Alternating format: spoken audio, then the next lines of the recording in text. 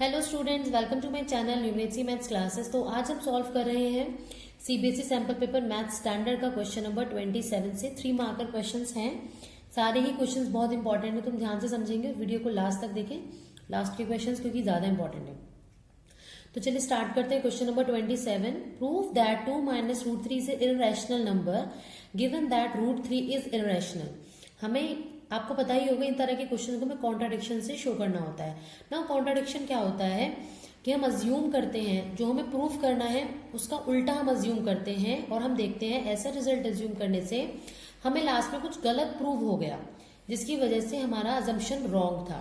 यानी कि हम अज्यूम कर लेंगे कि जो 2 माइनस रूट 3 है इज अ रैशनल नंबर, क्योंकि जब इरेशनल नहीं अज्यूम करना है तो रैशनल होगा। और अगर वो रैशनल है यानी कि मैं उसे a बाई बी की फॉर्म में लिख सकती हूँ, जहां पे दो कंडीशन होती है। b मेरा नॉन जीरो होना चाहिए, रैशनल की डेफिनेशन ही होती है, और a और b इस फॉर्म में होना चाहिए कि कट के लास्ट की टर्म बचे, यानी कि आगे कट ना सके। यानी कि हम कह सकते हैं HCF of a and b is 1, और आप कह सकते हो a और b आर को प्राइम नंबर्स। अब आप क्या करोगे, रूट 3 को एक साइड ले जाएंगे क्योंकि रूट 3 को हमें यूज करना है, बाकी टर्म्स को एक साइड। तो 2 minus a upon b is equal to minus का रूट 3 आके हो गया यहाँ का प्लस का रूट 3। एलसीएम ले लेंगे तो ये बन जाएगा, देखो नीचे 1 ले लेते हैं तो b 1 को b से डिवाइड करोगे, 1 से b को डिवाइड करोगे तो b आएगा, b इंटू 2 हो जाएगा 2b माइनस b से b को डिवाइड करोगे 1 into a is equal to root 3। अब ये देखो a बाई बी फॉर्म में आ गया है, मतलब p बाई क्यू फॉर्म बोल सकते हैं, जिसमें नीचे वाला मेरा नॉन जीरो है ही। यानी कि ये जो टर्म है लेफ्ट हैंड साइड जो है हमारा, it is a rational number. अगर left hand side rational number और दोनों इक्वल हैं, देयरफॉर जो आपका रूट 3 है वो भी आपका क्या होना चाहिए, रैशनल नंबर। अब अगर रूट 3 रैशनल नंबर है बट हमारे को दिया गया था कि रूट 3 इररेशनल है, बट इट इज गिवन कि root 3 is a irrational number, कि root 3 is a irrational number. यानी कि ये तो उल्टा शो हो गया, हमने जो अज्यूम किया उससे हमने ये शो कर दिया कि रूट 3 रैशनल है, जबकि रूट 3 तो इररेशनल था, यानी कि हमारी अजम्पशन ही गलत थी।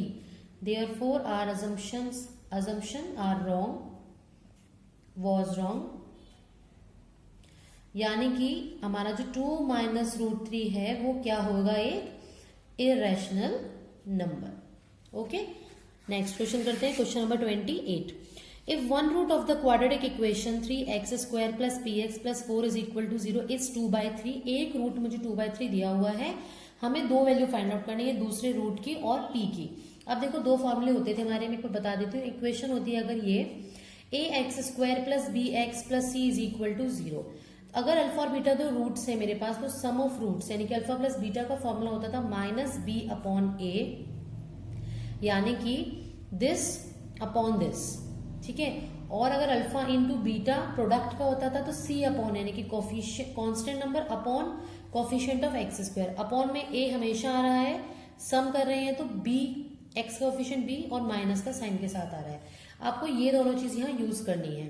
तो देखो इक्वेशन ये है मेरी क्या, 3x square plus px plus 4 is equal to 0, right. अब मैं ये यूज करना चाहती हूँ, लेकिन उसके लिए मुझे अल्फा प्लस बीटा सम दोनों होने चाहिए थे, क्योंकि दो चीज अननोन हो जाएंगे। अगर मैं पहले सम वाली चीज यूज करूंगी, अल्फा एक रूट तो है, बीटा भी नहीं है और पी भी नहीं है, यानी कि ये नहीं कर सकते। अल्फा इंटू बीटा वाला करके देखते हैं, सी अपॉन ए, सी कांस्टेंट है और ए भी है, यानी कि पहले मैं ये यूज करूंगी। तो अल्फा इंटू बीटा क्या होता है आपका, सी अपॉन ए। अल्फा पहला रूट क्या है 2/3 इंटू बी, नहीं बीटा नहीं है मेरे पास, सी कांस्टेंट क्या है 4 अपॉन ए कितना है 3। तो देखो ये बन गया 2/3, बीटा इज इक्वल टू 4/3, 3 से 3 कट गया तो बीटा की वैल्यू आ गई 4/2 यानी कि 2। तो जो अदर रूट था वो क्या आ गया है आपका 2। अब मुझे फाइंड आउट करनी है p की वैल्यू। अब मैं ये सम वाली चीज यूज कर सकती हूँ। एंड हमें एक चीज और पता है कि अल्फा प्लस बीटा हमारा माइनस b अपॉन a होता है। तो अल्फा कितना आया 2/3 प्लस बीटा आ गया 2 माइनस b यानी कि x का कोफिशिएंट माइनस p, तो माइनस p अपॉन a कितना है 3। इसका एलसीएम लेंगे, नीचे 3 आएगा, 3 से 3 डिवाइड करेंगे 1 इंटू 2 2 प्लस 1 से 3 को डिवाइड करेंगे 3 3 2 6 माइनस p अपॉन 3 6 + 2 हो गया 8, तो 8/3 इज इक्वल टू -p/3, 3 से 3 कैंसिल, -p 8 आ गया है, मतलब p को मैं क्या लिख सकती हूँ -8। तो आपकी p की वैल्यू -8 और दूसरे रूट की वैल्यू आ गई है 2। आई होप क्लियर हो गया होगा। ये दो इसी फॉर्मूले से होगा। ये बहुत ही कॉमन फॉर्मूला है और इजी भी है, क्योंकि ये आपके एनसीईआरटी के हर क्वेश्चन में यूज होता है, तो आपको याद होना चाहिए। नाउ करते हैं इसका नेक्स्ट क्वेश्चन। नेक्स्ट इसका और पार्ट है, the roots alpha and beta of the quadratic equation x² - 5x + 3 × k - 1 is equal to 0, यानी कि ये पूरा 3 × k - 1 आपका कांस्टेंट है, -5x कोफिशिएंट है और 1x² का कोफिशिएंट है, क्योंकि आगे कुछ भी नहीं है, मतलब वो 1 होगा। Are such that alpha - beta is equal to 1, आपको एक कंडीशन दी हुई है। Then find the value of k। देखो k की वैल्यू तो जब निकलेगी, पहले आपको रूट्स पता होने चाहिए, ताकि आप वो सम ऑफ रूट या प्रोडक्ट ऑफ रूट वाला फॉर्मूला यूज कर पाओ। तो आप ध्यान से देखोगे, आपको ये दोनों वैल्यू तो नोन है ना, और -b/a से क्या आता था आपका सम ऑफ रूट्स, तो अल्फा प्लस बीटा होता है -b/a। तो ये हो जाएगा alpha plus beta is equal to minus of b। b कितना है, x का coefficient which is -5/a, minus हो गया प्लस, तो अल्फा प्लस बीटा की वैल्यू आ गई है 5, इक्वेशन 1 लेट करेंगे इसे, एंड हमें गिवन है alpha minus beta is equal to 1, equation number 2। दोनों इक्वेशन को मैं सॉल्व कर रही हूँ यूजिंग एलिमिनेशन मेथड। ये दोनों ऑपोजिट साइन वाले हैं, इनको कैंसिल हो जाएंगे अगर मैं दोनों इक्वेशंस को ऐड करती हूँ। अल्फा अल्फा हो जाएगा 2 अल्फा, 5 + 1 हो जाएगा 6, तो अल्फा की वैल्यू आ गई 6/2 यानी कि 3। अल्फा की वैल्यू 3 आ गई, इस अल्फा की वैल्यू 3 को मान लो मैंने पुट किया, तो लिखेंगे हम on substituting alpha is equal to 3 in equation 2, तो we will get 3 minus beta is equal to 1, minus का बीटा उधर गया, तो ये हो गया मेरा प्लस का बीटा 2। तो बीटा की वैल्यू आपकी आ गई है 2, अल्फा मिल गया, बीटा मिल गया। अब क्योंकि मुझे कांस्टेंट वाली टर्म यूज करनी है, तो मैं लगाऊंगी प्रोडक्ट ऑफ रूट का फॉर्मूला, जो कि होता है मेरा alpha into beta is equal to c/a। ना alpha is 3 into beta is 2, c constant कितना है 3 इंटू k - 1/a कितना है 1। तो ये हो गया है 3 2 6 is equal to 3 into k - 1, 3 से यहाँ काटा 3 2 6, तो ये आ गया 2 is equal to k - 1, minus का 1 इधर आके प्लस का 1 हो जाएगा, तो 2 + 1 इज इक्वल टू k, यानी कि आपके पास k की वैल्यू क्या आ गई है 3।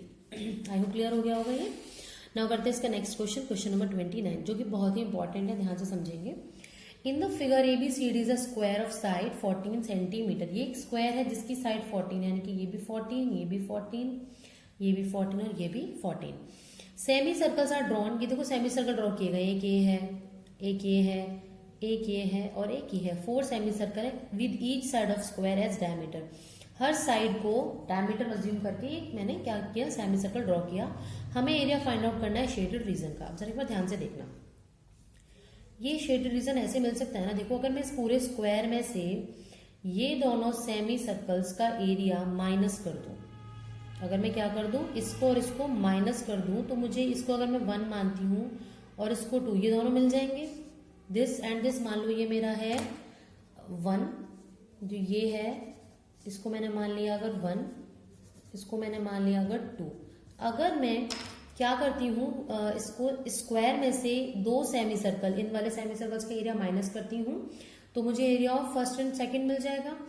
तो हम लिखेंगे area of first and second is equal to area of square minus 2 into area. देखो सबका डायमेंशन डायमीटर सेम है, तो दोनों का अलग अलग माइनस करने की बजाय मैं दुगने से माइनस कर सकती हूँ एरिया ऑफ सेमी सर्कल को, एक सेमी सर्कल के एरिया को, है ना, क्योंकि 2 सेमी सर्कल है और दोनों की डायमेंशन सेम है। तो एरिया ऑफ स्क्वायर का क्या होता है, साइड का स्क्वायर, साइड कितना है 14, तो 14 का स्क्वायर माइनस हो जाएगा आपके पास 2 into area of semi circle कितना होता है, देखो पाई r स्क्वायर होता है सर्कल का एरिया, और ये सेमी सर्कल है तो उसको डिवाइडेड बाय 2 कर देना, तो 2 से 2 कैंसिल हो गया ना। 14 का स्क्वायर होता है 196 माइनस पाई की वैल्यू होती है 22/7 इंटू आर स्क्वायर, और आर कितना होगा, जब डायमीटर बोला इसने 14 अज्यूम करना है तो रेडियस कितनी हो जाएगी 14/2 यानी कि 7 हो जाएगी। तो ये 7 इंटू 7 हो गया, ठीक है। तो अब हम क्या करेंगे, 7 से 7 हमारा कैंसिल, 22 को 7 से मल्टीप्लाई करोगे तो आएगा 154। तो यहाँ से माइनस करने पे मिला मुझे 6 - 42 सेंटीमीटर, यानी कि फर्स्ट और सेकंड दोनों को ज्वाइन करके 42 आया। अब अगर मैं इन दोनों सेमी सर्कल्स को माइनस करती हूँ, इसे और इसे, तो अगर मैं इसे थर्ड मान लेती हूँ और इसे फोर्थ, तो ये मुझे मिल जाएंगे।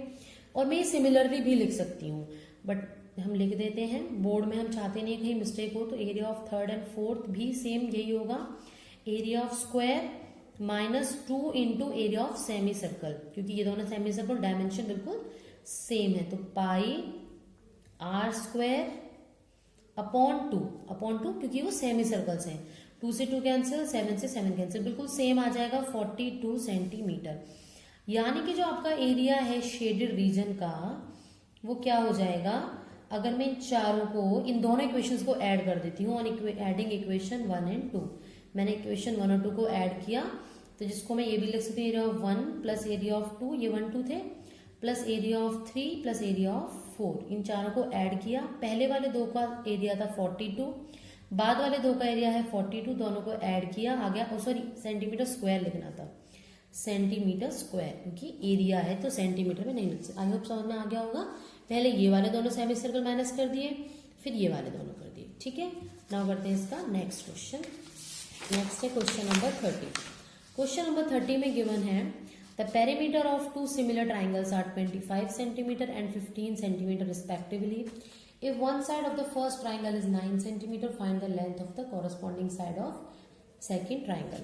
देखो हमारे पास एक प्रॉपर्टी होती है, पेरीमीटर होते हैं ना जो दो सिमिलर ट्राइंगल्स के, एरिया में क्या होता है, दोनों की स्क्वायर के बराबर होता है। पेरीमीटर में क्या होता है, पेरीमीटर ऑफ फर्स्ट ट्राइंगल का रेशियो अपॉन में, मतलब और सेकेंड वाले का, सेकेंड ट्राइंगल का रेशियो इक्वल होता है किसी भी एक साइड के। मतलब आप वैसे तो ये लिखोगे, अगर मान लो ये एबीसी ट्राइंगल है मेरे और ये है मेरा डीईएफ ट्राइंगल, तो जो ए बी अपॉन डीई के इक्वल होता है और बीसी अपॉन ईएफ के इक्वल होता है, एसी अपॉन डीएफ, इन तीनों के इक्वल होता है। तो मैं लिख के दिखा देती हूँ एक बार आपको, बीसी अपॉन ईएफ और यहाँ पे एसी अपॉन डीएफ। तो मेरे को दिया हुआ है one side of the first triangle is 9, मैं मान लेती हूँ वन साइड है ए बी जो कि 9 है। तो find the length of the corresponding side, corresponding यानी कि ए बी के साथ वाली क्या है, डीई, जो दूसरे ट्राइंगल की इसकी कॉरस्पॉन्डिंग साइड है। पैरामीटर ऑफ फर्स्ट ट्राइंगल है 25 अपॉन सेकेंड ट्राइंगल का है 15 is equal to A B की वैल्यू कितनी है 9 अपॉन डीई। तो ये कितना हो गया देखो, 5 3 15, 5 5 55, क्रॉस मल्टीप्लाई कर लेंगे तो 5 DE is equal to 9 into 3। तो डीई की वैल्यू क्या आ जाएगी आपके पास, 9 इंटू 3 हो गया 27, तो 27 अपॉन 5 कितना हो जाएगा ये, 5 5 जा 25, 5 4 जा 20, तो 5.4 सेंटीमीटर ये आ जाएगी लेंथ ए बी की जो कॉरस्पॉन्डिंग साइड है उसकी। ठीक है, नाउ करते हैं इसका नेक्स्ट क्वेश्चन। हमें इसका और वाला पार्ट भी दिया हुआ है, इसमें गिवन है in an equilateral triangle A B C D is a point on the side B C such that B D is 1/3 of B C. सबसे पहले में जो गिवन है वो लिख लेते हैं। ए बी सी एक ट्राइंगल है, डी जिसपे ऐसे पॉइंट है कि बी डी जो है वो 1/3 है बी सी का, तो मैं इनको ज्वाइन कर ले रही हूँ। ठीक है, और मुझे बोला गया है proof that 9AD square is equal to 7AB square. तो कोई स्क्वायर वाला आ जाता है तो मतलब हम पाइथागोरस यूज करने वाले हैं, और पाइथागोरस हम जब तक यूज नहीं कर सकते जब तक हमें 90 डिग्री का एंगल नहीं गिवन हो। यहाँ हमें नहीं गिवन तो हमने ना क्या किया, एक परपेंडिकुलर ड्रॉ कर लिया। ठीक है, ए ई तक तो हमने कंस्ट्रक्शन की, हम लिखेंगे ये गिवन टू प्रूफ जरूर लिखना है इन क्वेश्चंस में। कंस्ट्रक्शन मैंने की कि A E is perpendicular on B C, और हमें गिवन क्या है, इन क्वेश्चन से गिवन लिखना बहुत जरूरी है। पहला तो ये कि जो ए बी सी है वो आपका एक इक्विलेटरल ट्राइंगल है, एंड दूसरी चीज ये लिखेंगे आप कि बी डी जो है वो 1/3 है बी सी का। इस क्वेश्चन को शुरू करने से पहले कुछ चीजें बता देती हूँ मैं आपको। एक जो इक्विलेटरल ट्राइंगल होता है उसका जो ये होता है ना परपेंडिकुलर, ये उसको दो इक्वल पार्ट्स में डिवाइड कर देता है। मतलब सामने वाली जो लेंथ होती है इसका ये बाइसेक्टर होता है। ठीक है, बाइसेक्ट कर देता है इसको। तो बीई और ईसी इक्वल होते हैं, या फिर हम कह सकते हैं जो ये बीई है वो बीसी का हाफ होता है। ठीक है, पहली चीज तो ये। दूसरा, क्योंकि इक्विलेटरल ट्राइंगल है तो क्यों ना मैं इन साइड्स को ज्यूम कर लूं, एक्स एक्स एक्स। तो सॉल्व कर रही हूं मैं।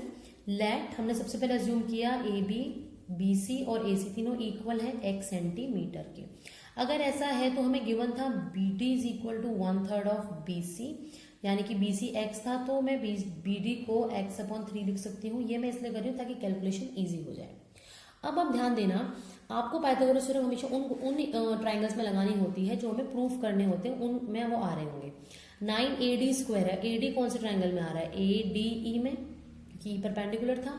7AB स्क्वायर, AB किस में आ रहा है, ABE में, यानी कि मुझे दोनों ट्राइंगल कंसिडर करने पड़ेंगे, in triangle ABE and in triangle ADE by कौन सी थ्योरम, पाइथागोरस थ्योरम। दोनों में ही मैंने पाइथागोरस थ्योरम अप्लाई कर दी है। ABE में ये 90 के सामने वाला हमेशा हाइपोटेनियस होता है, तो ABE में AB हाइपोटेनियस होगा तो फॉर्मूला होगा AB square is equal to AE square plus BE square. यहाँ पे क्या होगा देखो, AD square is equal to AE square plus DE square. अब आप ध्यान देंगे तो AE स्क्वायर दोनों में कॉमन आ रहा है, जो कि मुझे प्रूफ करना उसमें है भी नहीं, तो मैं क्या करती हूँ, दोनों ही क्वेश्चंस में से, इक्वेशंस में से AE स्क्वायर की वैल्यू फाइंड आउट कर लेती हूँ। तो ये आगे मेरी AE स्क्वायर दिस, इक्वेशन 1 मान लेते हैं इसे, और ये हो गया AD square minus DE square is equal to AE square. ये हो गई मेरी इक्वेशन नंबर 2। तो फ्रॉम इक्वेशन 1 एंड 2 दोनों इक्वेशन से आपके पास क्या आएगा, AB square minus BE square is equals to AD square minus DE square. अब ध्यान देना, आपके पास क्या क्या चीजें हैं, AB है x के फॉर्म में, यस, BE नहीं है, DE नहीं है, BD था, BD तो है ही नहीं, यानी कि इस BD को यूज करके आपको DE की वैल्यू फाइंड आउट करनी है। तो सबसे पहले जो मैंने आपको बताया था कि जो BE है वो BC का आधा होगा, यानी कि x/2 होगा, क्योंकि इक्विलेटरल ट्राइंगल में परपेंडिकुलर होता है, वो बाइसेक्टर भी होता है, इसको बाइसेक्ट करता है। BE मिल गया है, BD है, तो DE की वैल्यू मिल जाएगी ना। अगर मैं BE में से क्या माइनस कर दूं, BD को, तो DE कितना हो जाएगा, BE माइनस BD। BE कितना है x/2 माइनस BD कितना था x/3, इसका एलसीएम लेंगे 6 आएगा, 2 3 6, तो ये हो गया 3x माइनस 2x, यानी कि इसकी वैल्यू हो गई x/6। इसे यूज करेंगे, इसे यूज करेंगे और x को यूज करेंगे, यहाँ पुट करेंगे वैल्यू। AB है x स्क्वायर माइनस BE है x/2, तो x/2 का square is equal to AD के फॉर्म में रहने देते क्योंकि AD स्क्वायर तो मुझे शो करना ही है, माइनस DE स्क्वायर, DE कितना था आपका x/6, तो x/6 का स्क्वायर। अब कुछ नहीं करना, जस्ट सॉल्व करते जाओ। ये है मेरा x square minus x²/4 is equal to AD square minus x²/6 का स्क्वायर 36। x वाले टर्म्स को मैं सबको एक साथ ले रही हूँ, इसके नीचे कुछ नहीं था, मैंने 1 ले लिया, माइनस का x²/36 इधर आके हो गया प्लस का x²/30, एलसीएम लिया 36 आया, 1 से 36 को डिवाइड किया तो ये हो गया 36x स्क्वायर माइनस 4 9 और 9 इंटू 1 9x स्क्वायर प्लस यहाँ हो गया 1x square is equal to AD square. देखो 36 प्लस 1 37 होता है, और 37 में से 9 माइनस करते हैं तो 28 आता है। 28x square upon 36 is equal to AD square. 7 से कट 4 से कट करेंगे तो 4 7 28, 4 9 36, क्रॉस मल्टीप्लाई करो तो 7x स्क्वायर 9 AD स्क्वायर के आ गया है। अब जो आपकी x साइड थी वो AB BC AC तीनों में से कोई भी लिख सकते थे, यानी कि एग्जाम में अगर 7AB स्क्वायर की जगह AC या BC आ गया तो आप वो भी लिख सकते हो। आपको AB स्क्वायर शो करना था तो आप इस x की जगह सिर्फ क्या पुट करोगे, AB स्क्वायर, तो 7AB स्क्वायर आपका आ गया 9AD square. I hope clear हो गया होगा ये क्वेश्चन, एनसीईआरटी का ही क्वेश्चन है। आपको सिर्फ ये ध्यान रखना होता है कि वो ट्राइंगल कंसिडर करो पाइथागोरस थ्योरम के लिए जो आपको शो करनी है साइड जिसमें से आ रहा हो। आई होप क्लियर हो गया होगा। नाउ करते हैं इसका next question, question number 31। Question number 31 है, median of the following data is 16, find the missing frequencies A and B if the total of frequencies is 70।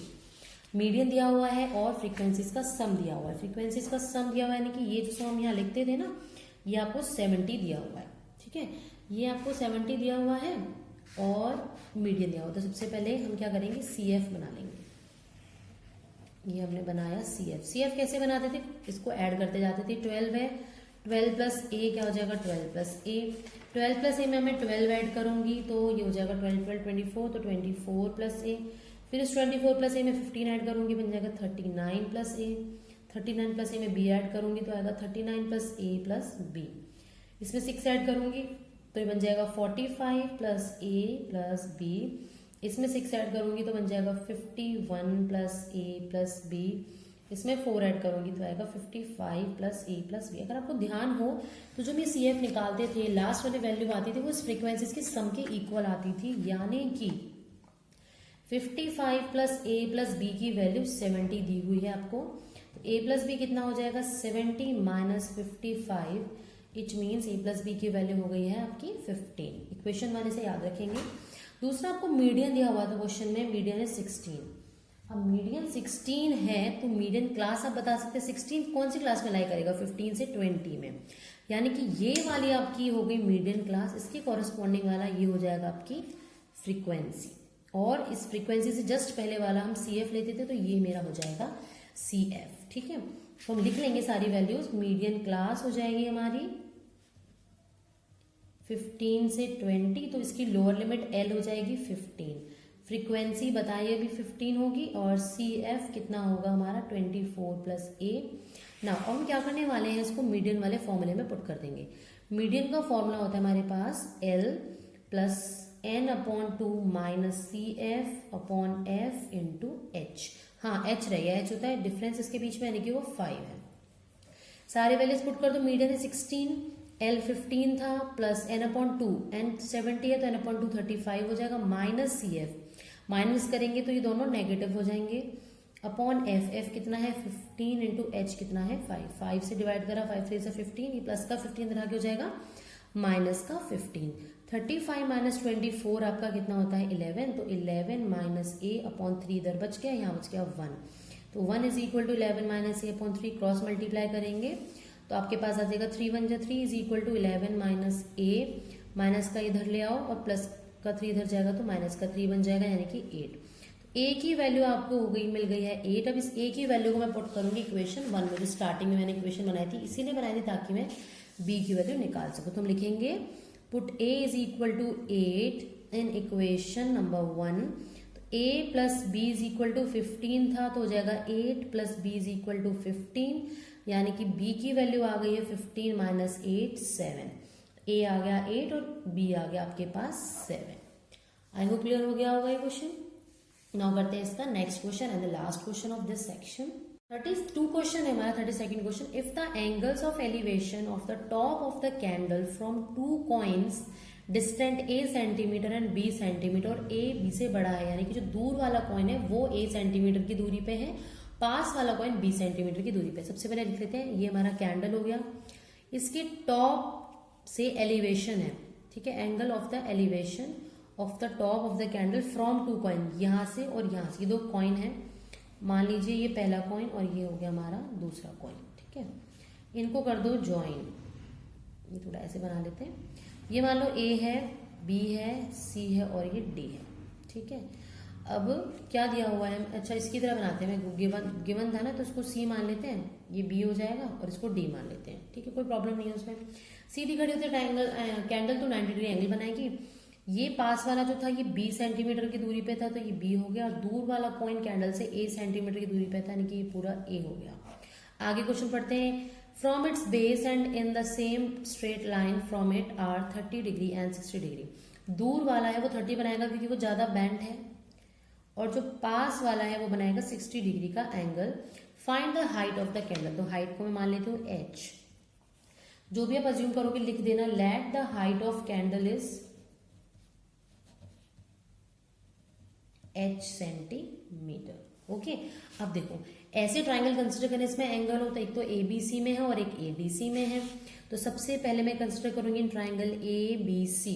तो देखो आपके पास फॉर्मूला होता है perpendicular upon base is equal to tan theta. Perpendicular है AC upon base है BC is equal to tan 60 degree. AC है height, BC है B is equal to tan 60 degree की वैल्यू थी √3। तो यहाँ से जो H है आपको मल्टीप्लाई करेंगे B इंटू √3 मिल जाएगा। अब हम बात करते हैं इन ट्राइंगल ADC, इसमें हो जाएगा AC upon CD is equal to tan 30 degree. AC है H अपॉन CD, A है 30 डिग्री की वैल्यू 1 अपॉन √3, A को उधर ले जाएंगे, H मुझे मिल जाएगा A अपॉन √3। अब आप ध्यान देंगे हमें हाइट निकालनी है, तो मैं ऐसा तो नहीं कर सकती इनको इक्वेट कर दूं तो H मेरा गायब ही हो जाएगा। हाँ हम एक काम कर सकते हैं, दोनों को मल्टीप्लाई कर देते हैं। ये इक्वेशन 1 है मेरी और ये इक्वेशन 2 है, तो ऑन मल्टीप्लाइंग इक्वेशन 1 एंड 2, देखो H into H left side हमेशा मल्टीप्लाई होगा H स्क्वायर, और ये हो जाएगा b इंटू √3 इंटू ए अपॉन √3। तो √3 से √3 तो कट गया। एच स्क्वायर की वैल्यू b इंटू ए, मैं b इंटू ए को a इंटू बी भी लिख सकती हूँ। तो h की वैल्यू रूट हो जाएगा दोनों का, तो √ab, यानी कि जो h है वो आपका हो गया है √ab सेंटीमीटर। तो आज की वीडियो में इतना ही। नेक्स्ट वीडियो में हम क्वेश्चन सॉल्व करेंगे इसके जो लास्ट के सेक्शंस के बच गए हैं, दैट इज 5 मार्क का क्वेश्चन। तो प्लीज अच्छे से क्वेश्चन सॉल्व कर लेंगे, ठीक है। और अगर कोई भी डाउट है तो आप उसको कमेंट सेक्शन में कमेंट करके पूछ सकते हैं। मिलते हैं नेक्स्ट वीडियो में, तब तक keep watching and bye bye.